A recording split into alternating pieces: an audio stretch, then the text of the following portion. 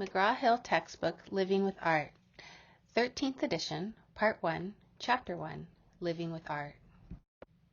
Chapter outline: Arts in Daily Life. What is art? Learning to look. Arts in daily life.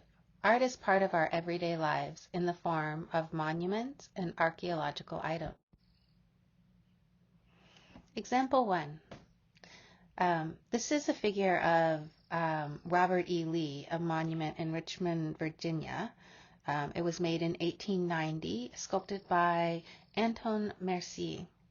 It's an example of art in everyday life in the form of a monument. We live with art every day. It surrounds us. You may live near an art museum or a historic house, or perhaps just a public monument. The walls of your home may be decorated with posters, photographs, or even paintings you choose because you find them beautiful or meaningful. But art is elsewhere as well. The digital images and websites on your phone or computer entertain and educate you. The graphics and animations you see at school or at work that uses art as a visual language to make important information easier to understand. The buildings that you occupy and walk past in your community offer visual appeal that serves practical ends. We sometimes do not notice the art that surrounds us because it blends into the backdrop of our daily lives. In 2020, however, art was on the front page of the news.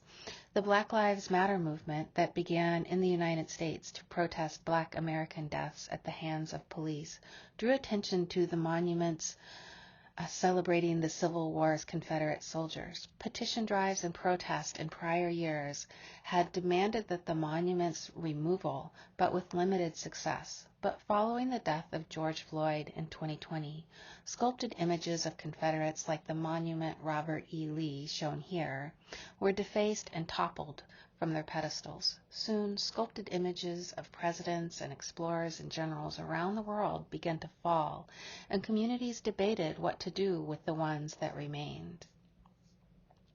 The controversial Lee sculpture in Richmond, now removed, depicts the commander of the Confederate States Army. It shows him in uniform, seated atop a horse, pulling the reins and gazing into the distance. Lee and the horse were made of bronze by the French sculptor Maurice Jean-Antoine Mercier, and the tall marble pedestal was the work of his compatriot Paul Pugel. These pieces were shipped across the Atlantic and installed in Richmond in 1890. Private fundraising for the work by the Ladies of the Lee Monument Association had begun 2 decades earlier, with the state government funds added in 1886. For the monument's detractors, this timeline was significant.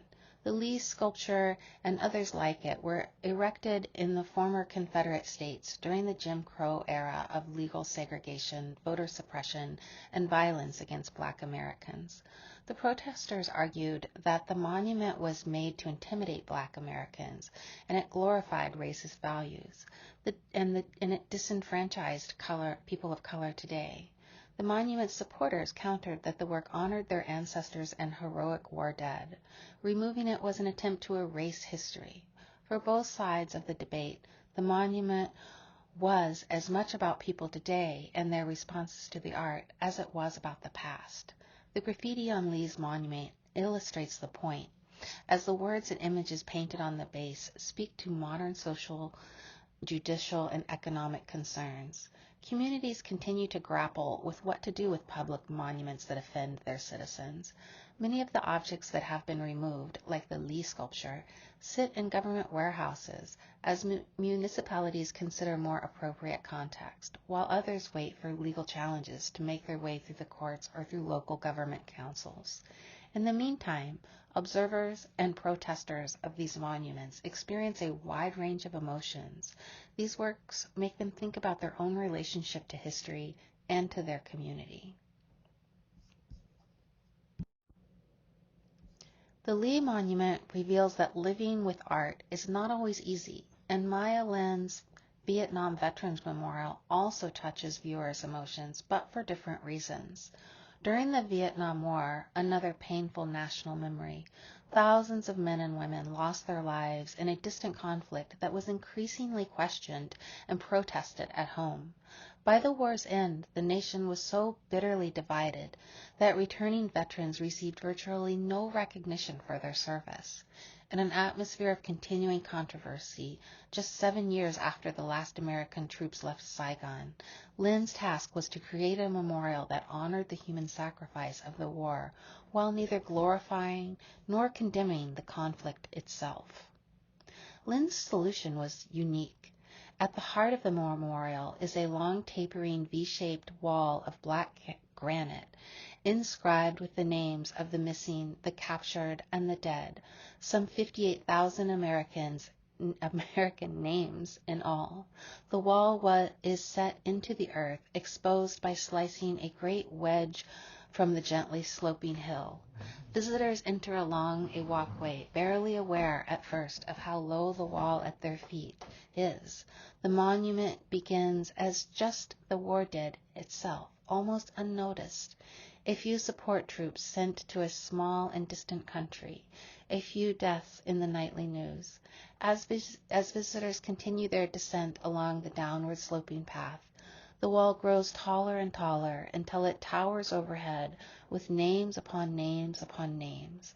At the walkway's lowest point, where the wall is at its highest, the visitors turn a corner.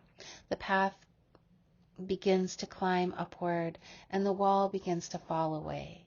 Drawn by a view of either the Washington Monument or the Lincoln Memorial, visitors leave the war behind. In this quiet, unobtrusive way, Lin's memorial takes people on a sad journey down into the valley of death and then upward towards hope, healing, and reconciliation. Although the design initially met with some widespread public approval, it soon sparked an angry backlash.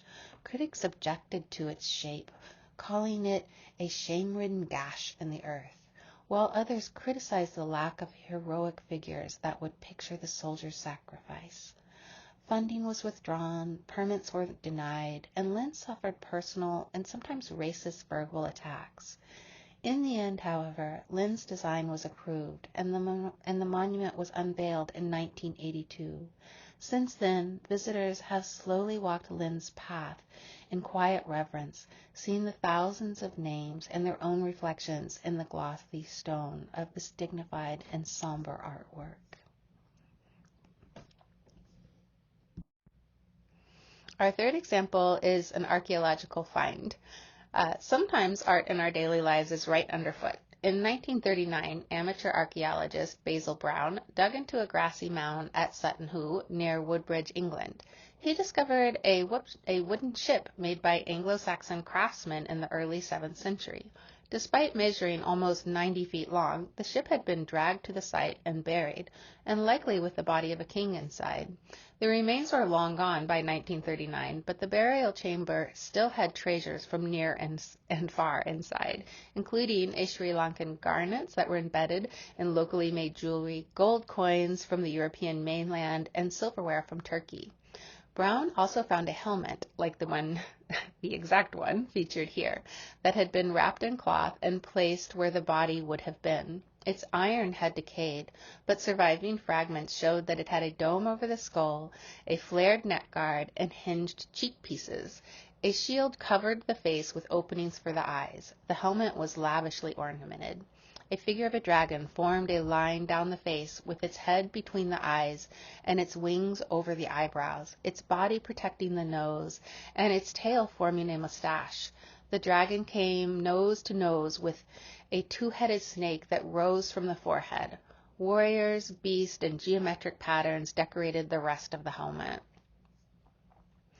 Getting the Sutton Hoo treasures out of the ground was a complex process. When the scope of the ship burial came to light, the British government archaeologists took over. Their methodical excavation provided much new information about the Anglo-Saxon period of British history from the 5th to the 11th centuries. Yet many ancient sites have not been responsibly excavated. Thieves and unethical collectors have raided burials throughout history, disturbing graves and dispersing the items that were found inside. Their greed denied the scholars a chance to study the objects and disrespected the burials of the living descendants. Art may be under our feet, but we have an obligation to treat it responsibly. Arts in daily life. Art reflects and is affected by the beliefs and attitudes of its era. And certainly the first piece that we looked at is an excellent example of the ways in which art reflects and is affected by the era that it's in. This sculpture erected in 1890, offensive to many in that time, but the power of the people growing in the protest over the Civil War, and the monument currently being taken back through graffiti and through acts of protest and eventually removed. We see that art is certainly affected by the beliefs and attitudes of its time. And we can look again at Maya Lin's Vietnam War Memorial piece. This is actually the sketch that she did in her proposal for the piece, which was a public call for entry. And it was a call that she actually did while she was in school at Yale. When she was only 22 years old, she got this major commission. And her approach was to use art to help people to see their own environment, to think about how their environment looks, how it feels, and how it makes people feel. Her art is designed to make us think about the world, but it doesn't tell us what to think. She leaves that part to each of us. Art in daily life. Art has been used as war booty. Here is an example of the ways in which art has been used as part of the spoils of war. Just as Brown's discovery of the Sutton Hoo ship burial was received with worldwide attention, a group of sculptors known as the Benign Bronzes reveal that art continues to make news today. Benin was an independent kingdom in West Africa. The king, known as Oboba, lived with his court in a palace in the capital city of Edo. In 1897, Edo fell to British colonizers in a cataclysmic event known as the Punitive Expedition. British soldiers attacked, burned, and looted the city and its palace, removing thousands of works of art. A photograph taken shortly after the battle shows British colonial authorities seated beside the bronze plaques that had once hung on the columns in Oboba's palace. The plaques and other located items were shipped back to Britain as spoils of war and symbols of victory. Some went to British museums and others were sold, ending up in collections around the world.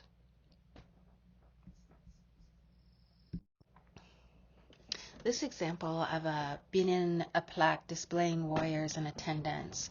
The Benin plaques picture the Oboba royal family members, soldiers, and dignitaries. In the example seen here, 3 warriors dressed in elaborate regalia stand with their weapons displayed. The figure in the center holds a sword and a spear and wears a crown studded with coral. The spotted scars on his body and necklace of jaguar teeth symbolize his strength and speed, while his large size compared to the other warriors shows his high status. For the same reason, all 3 warriors are much larger than the 4 attendants that serve them. In recent years, the Kingdom of Benin, now part of the nation of Nigeria, has requested the return of the looted bronzes. The government of the current Oboba argues that these items belong to the kingdom. Although Western governments and their museums have a long history of building collections with the spoils of war, the Oboba's demands have recently found receptive audience among the nations seeking to right the wrongs of their colonial past. Several European countries have partnered with Nigeria on plans to build a museum in the Benin city, formerly Edo, to house the returned artworks. In 2019, France promised to return some looted objects, and Germany joined in 2021. While these announcements made international news, the theft of the Benin artifacts has also entered popular culture.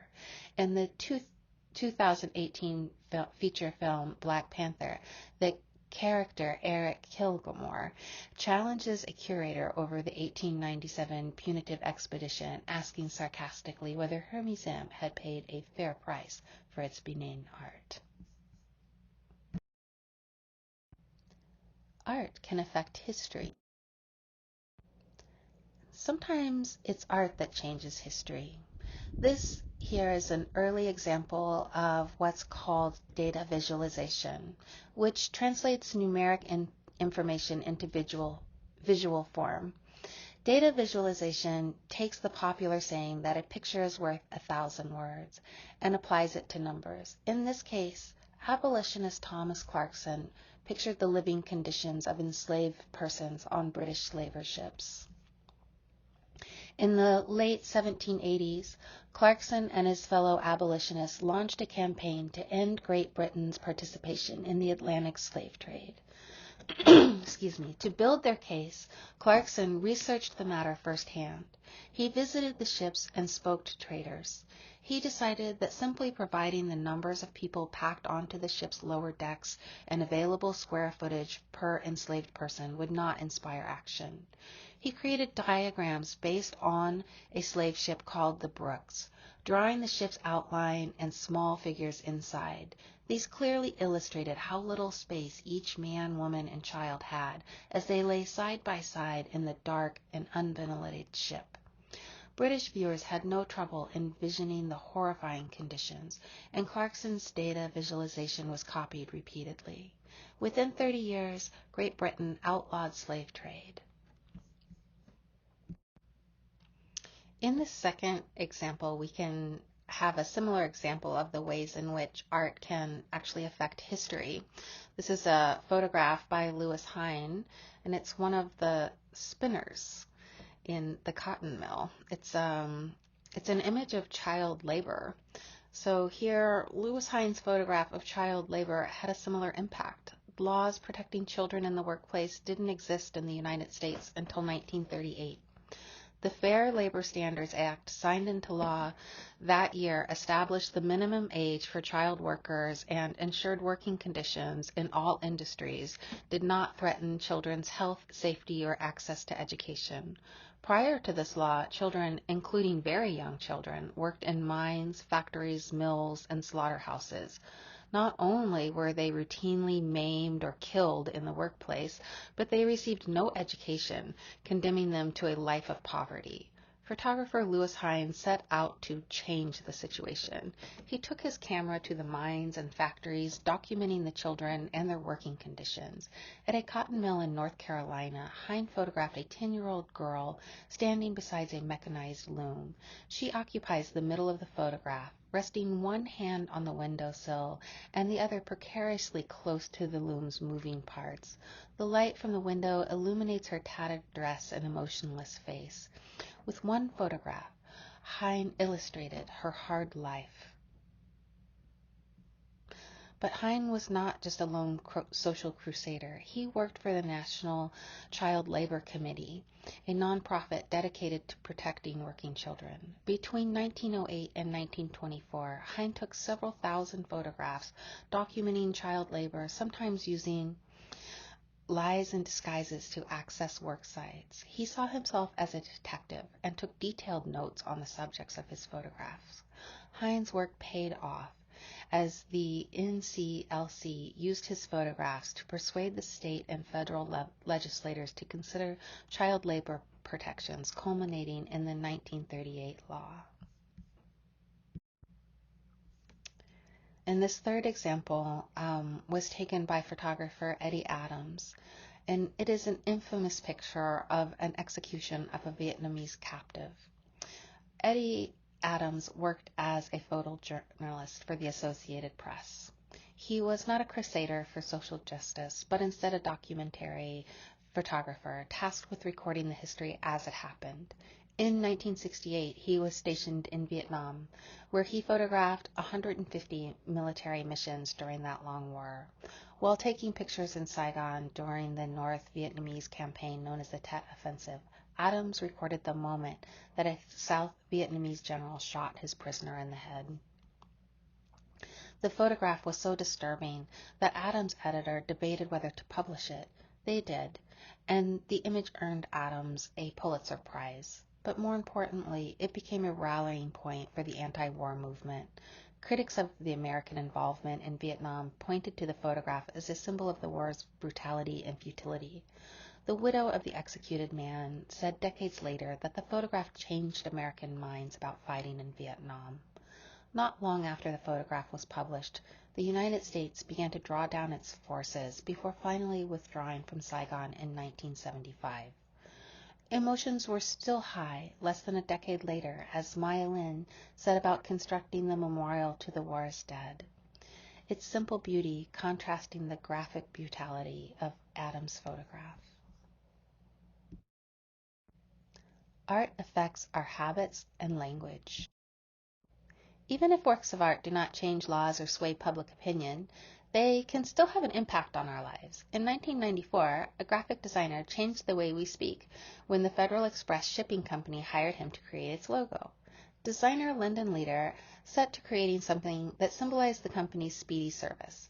His final design used the company's shortened name, FedEx, and embedded an arrow between the E and the X to represent fast deliveries and forward progression. The company adopted Leader's design and decades later still uses it on planes, trucks, and packing. The design was so effective that people soon began to call the company by its shortened name, and today it is common to use the term FedEx to mean a kind of fast delivery. Art contributes to community redevelopment. Architecture affects daily life as well. Even beyond its role as shelter and workspace, buildings sometimes transform communities. The Guggenheim Museum in Bilbao by architect Frank Gehry did just that.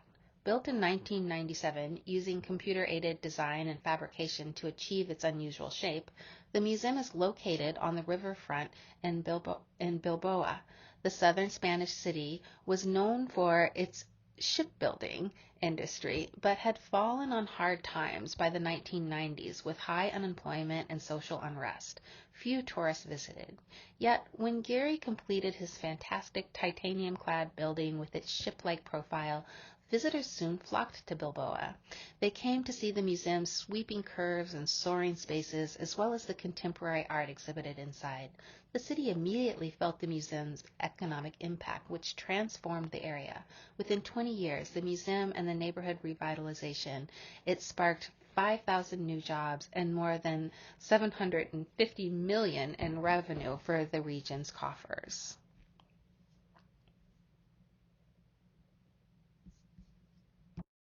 While the Guggenheim Museum in Bilbao required international cooperation and immense financial investment to get underway, Miami's Wynwood Walls began at the grassroots. In 2009, developer Tony Goldman sought to turn a warehouse in the district of northern Miami's downtown into a showcase for graffiti and street art. Beginning with 6 warehouses, Goldman had artists transform the windowless wall into a giant public artwork.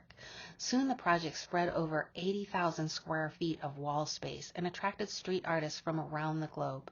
Today their work ranges from huge paintings created according to traditional fine art principles like the ancient gods seen on the left side of the wall to abstract forms of graffiti that surround the figure. The Wynwood Wall not only transformed the warehouses into giant canvases, but also turned the area into a tourist destination with shops and restaurants. As in Bilbao, the economic and social contribution of this art into the city of Miami has been substantial. Memes and digital imaging programs offer the opportunity for everyone to make art. The vast array of memes and other digital images on the internet transforms all of us into critical art consumers every day. When President Joe Biden took the oath of office on a cold day in January 2021, Vermont Senator and former presidential candidate Bernie Sanders attended in an appropriately heavy coat and a pair of knitted mittens. The COVID pandemic still raged, leading Sanders to wear a mask and inauguration organizers to distance their chairs for attendees. The photograph of Sanders during the event captured the popular imagination. It seemed to picture our shared human experience of waiting with feelings of slight annoyance, discomfort, or frustration. People use the image programs to pluck Sanders out of the cold Washington, D.C. day and digitally place him into other images, family photos, famous paintings, and even pictures of the moon landing. In the May seen here, Sanders' likeness has been placed into the familiar label of a well-known fruit company, with the senator's name superimposed before him. As in most cases, the humor behind the May relies on our shared knowledge of current events and popular culture, as well as our common experiences living in the world. What is art? The definition of art is broad and accounts for a wide variety of objects and monuments. And this painting, which you've most likely seen reproduced, painted by Leonardo da Vinci, is called the Mona Lisa. And the Mona Lisa first went on view in 1797 when it was placed in the newly created Louvre Museum in Paris. Writers and poets of the 19th century became mesmerized by what they took to be the mystery and mockery of the sitter's smile. They described her as a dangerous beauty, a fatal attraction, a mysterious sphinx, a vampire, and other fanciful things the public flocked to see. When the painting was stolen from the museum in 1911, people even stood in line to see the empty space where it had been. When the painting was recovered 2 years later, its fame only grew. Today, still in the Louvre, the Mona Lisa attracts millions of visitors every year. Crowds gather. People standing towards the back raise their cameras over their heads to get a photograph of the famous masterpiece in the distance. Those patient enough to make their way to the front find their view obscured by the glare from the bulletproof glass box in which the priceless painting hangs. The layer of protective varnish covering the painting's surface has cracked and yellowed with age. Cleaning techniques exist, but who would take the risk with this impeccable work of art? Clearly, the Mona Lisa is art. But what about Marcel Duchamp's fountain, which consists of a mass-produced urinal? It's a type of art known as ready-made. This means that Duchamp did not make this urinal, but only designated it as a work of art. He made this designation by entering fountain into a New York art exhibition under a pseudonym R. Mutt, which he slopped on the back with black paint as his signature. Here we see a replica, because Duchamp never intended for his ready-mades to be permanent. His project was to find an object, and he insisted that it be an object with no prior artistic value whatsoever, and exhibit it as art. After the exhibition, the object was to be returned to life for use. The fountain was pure provocation. The exhibition organizers had stated that all works of art submitted for the exhibition would be accepted, and Duchamp wanted to see whether or not they really meant it. Yet, as Duchamp well knew, fountain also raised interesting philosophical questions. Does art have to be made by an artist? Can an artist call any object art? If so, how is an art object different from any other kind of object? Does art depend on context, on being shown in a so-called art place, such as a museum or a gallery? Can something be art in one place but not another? Is fountain still art today? Or was it only art for the time that Duchamp said it was? What is art? At different points in time, art has been distinguished from craft. Art records and commemorates. Artists create works that help us remember the present after it slips into the past, that recall our history, and that will speak of our times to the future. We have already seen examples with the Lee Monument and Maya Lin's Vietnam Veterans Memorial. The Mona Lisa also records the likeness of someone long deceased. Illustrated here is a painted vase from ancient Greece. It represents a moment from the Trojan War, a conflict from Greek mythology described in Homer's epic poem, the Iliad. Even though there is little evidence that the war ever took place, ancient Greeks considered it to be part of their past and created art based on Homer's poem to embody Greek virtue. How do memes and selfies fit with this criteria of art? outlined here. Memes and selfies record and commemorate the commonplace, if not the heroic past. They give visual form to feelings and ideas, as anyone who has searched for the right meme to capture a feeling knows. They sometimes even picture the unknown and make us see the world in new ways, at least from one perspective. While we may not call memes fine art, and museums may not collect our vacation selfies, images like these are part of our visual culture, and we live with this art every day. This modern art form has so thoroughly come to define our age that Italian artist Ditto Van Trieste has created some humorous digital paintings devoted to the topic. In his image of Frida Kahlo and other famous historical people, Van Trieste transforms well-known portraits and self-portraits into selfies, adding blurry arms and occasional fingers into the foreground. Art gives visual form to feelings and ideas. Art also gives visual form to feelings and ideas. One idea that separates human beings from other animals is our knowledge that we will die and the fear that this causes. In European art, works that remind viewers of our mortality are called vignettes. Vignettes is Latin for vanity. It alludes to the biblical book of Aeschylus, a meditation on the fleeting nature of earthly life and happiness, and in the end, it is all vanity. Numerous paintings and prints of this theme have come down to us from the 17th century, including Maria van Oosterwijk's Veneta. Her painting combines references to pleasure and accomplishments, the passage of time, and the inescapable human mortality. Pleasure takes the form of a flute and the wine, while accomplishments are symbolized by the books for intellect, the globe, and the American corn for exploration, and coins for wealth. Yet time steals these things from us. The sand will pass through the hourglass, the flowers will wilt, the butterflies will fly away, and the light reflected in the glass decanter will go out. Only the skull will remain, its wilted laurel crown, recalling life, a life well lived, but inevitably over. Art gives visual form to the unknown. Another task of art is to give visual form to the unknown.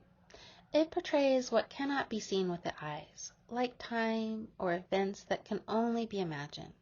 An anonymous Indian sculptor of the 10th century gave visual form to the Hindu god Shiva in his guise as Nataraja, the Lord of Dance. Encircled by flames, his long hair flying outward, Shiva dances, the destruction and rebirth of the world, the end of one cycle of time and the beginning of another. The figure's forearms communicate the complexity of this cosmic movement. In one hand, Shiva holds a small drum whose beat summons up creation. In another hand, he holds the flame of destruction. A third hand points to his raised foot, beneath which worshippers may seek refuge, while a fourth hand is raised with its palm towards the viewer, a gesture that means, fear not. Art creates places for some human purpose. There may be no grander example of this than the Colosseum in Rome. The Colosseum was planned under the Emperor Vespasian and dedicated in 80 CE as an amphitheater for gladiatorial games and public entertainments, a huge monument to the emperor's good rulership and care for his people, a large oval covering 6 acres. The Colosseum could accommodate some 50,000 spectators, about the same number as most Major League Baseball stadiums today. Few of the games played inside, however, were as tame as baseball. Gladiators vied with one another like wild animals in bloody and gruesome contest. Art makes extraordinary versions of ordinary objects. A particularly extraordinary object is this necklace, created by an anonymous goldsmith from the Indonesian island of Bali around the year 1890. Gold was a symbol of wealth in Bali, and it was believed to hold the power of good over evil. The artist used this precious material for the necklace, hammering it into 2 thin sheets joined with hinges. The ornate pattern of plant stems and leaves was carefully hammered from the underside to project in relief above the surface. The artist then set the rubies, sapphires, and diamonds that serve as colorful flowers into the shallow gold rings to hold them in place. The rings are visible where the stones are now missing around the neck, similar to other art of its kind. The Balinese necklace goes well beyond its practical needs and was likely made for a king to wear at a wedding ceremony. The necklace's materials and design distinguished its wearer as special, an extraordinary version of an ordinary human being. Art refreshes our vision and helps us see the world in new ways. Art refreshes our vision and helps us see the world in new ways. Through art, we can see the world through someone else's eyes and recover the intensity of looking for the first time. In this example, the artist's name is Doris Sekalitos, and the work is entitled Shibboleth. Features a simple cement floor with a huge crack running through it, the work referring to the immigrant experience in Europe. It was commissioned by the Tate Modern in London, and the title came from a biblical story in which the community used the words Shibboleth to determine who belonged and who did not. The huge cracks forced visitors to pay attention to the most mundane part of the environment, the floor. Together with the title, the cracked floor's seeming instability helped viewers to see and feel what life is like under unstable and uncertain conditions. Learning to look. Learning about art teaches critical thinking, creative problem solving, and respect for cultural patrimony. Studying the art we live with also encourages us to value works that need our help to survive. Art is damaged and destroyed by nature and human activity every day. Perhaps the climber who sunk gear into a rock in Utah in 2021 did not realize that doing so defaced drawings by the ancient Fremont peoples. The climber may not have understood that the Fremont used these images to communicate their beliefs and that their drawings are still significant to their descendants. The thief who attempted to saw out a nearby piece of ancient Native American rock art certainly knew this. The work's spiritual and historical value are exactly what unethical collectors of stolen works want, whether motivated by ignorance, greed, or ideology, like the recent destruction of ancient Roman monuments by Syria by Islamist militants. These actions threaten the artifacts of human history. Learning about art helps us to become caring stewards of these irreplaceable pieces of our past. Visual literacy builds looking skills applicable beyond the study of art. Learning to look at art, to see signs of its making, details of its imagery, and the symbols that contribute to its meaning makes us better at all kinds of looking. Today, medical schools routinely require future doctors to attend museum workshops to hone their observation skills. Research demonstrates that learning how to look closely at art makes these students better at observing their patients' symptoms. It also works for microbiologists, nurses, and veterans. An engineering school in Singapore has gone even further. Its students not only look at art and discuss its meaning, but also make art to hone their abilities to understand and to solve problems. Two key skills for future engineers. A business school in Ireland has similarly required its students to look at and make works of art to build critical thinking when it comes to images in business. Even police departments and the FBI have sent their investigators to museum training sessions. Art can be used to persuade and deceive. Learning to view images critically is indispensable in the 21st century. We call this visual literacy, an important skill in our image-saturated world. The value of visual literacy is vividly illustrated by the deep fakes that have crept into modern life. Beyond skillful image editing like the Bernie Sanders meme, deep fakes seek to deceive their viewers, altering video with artificial intelligence-based technology. The results are convincing, with potentially catastrophic consequences.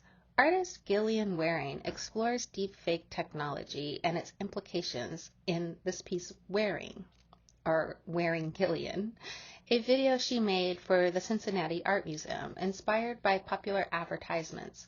Waring's characters are strangers that speak in their own voices but wear a digital mask of her face created by artificial intelligence.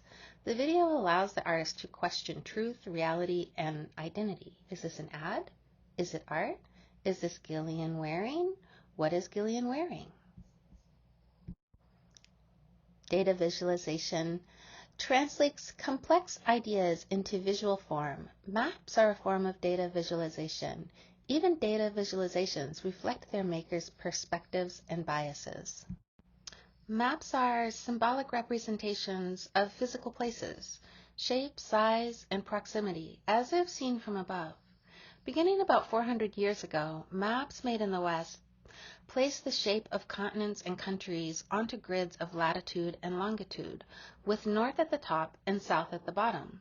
This was based on the Belgian cartographer Gerhard Mercator solutions for representing around the globe, which translates the sphere into a cylinder and then spreads it out to become a flat map. Mercator's projection gave European nations a scale model of the world, and maps like this became indispensable tools of the imperial expansion and colonization. Modern analysis has revealed that Mercator's map enlarged areas nearer to the poles, including Europe and North America, and shrank regions of Africa, South America, and territories at the equator. The Mercator map was just one way of representing the globe. Ancient Mexicans had a very different approach. Their world was defined by social relationships, not just physical topography. As the Spanish king Philip II learned in 1580, seeking to understand the American lands his empire controlled as of 1521, the king asked each community to send him a map.